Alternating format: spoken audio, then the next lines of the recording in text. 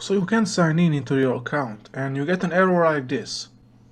Well, if you have a problem like that, don't worry, I'm gonna fix it in this video for you. So it's very simple, let's start. The first thing you need to do is go to the search bar. Type in run. Then go and click here.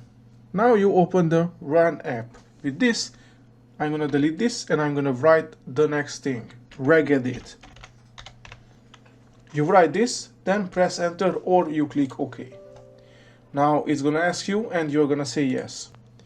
Now we are here. Now I'm gonna show you where to go. So the first one is HKey local machine, then software, then Microsoft, then Microsoft NT, this one, then current version, and then profile list. Now we have these things here. These are not matter right now. These two right here are both of them profiles. Now these profiles are normally looking like this. Now some of them gonna be looking like this. When you see that dot BAK, that's not good. That means the profile is corrupted.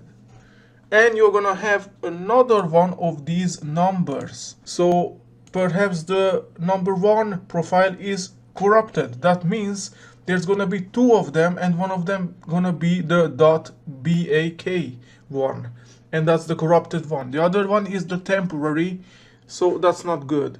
Now all you need to do is delete the temporary file, and you can see if it's temporary if you go to the profile image path and there's gonna be a temporary user with a lot of numbers here. If it's something like this, don't delete this. Now all you need to do is find which one is the .bak one and press right click.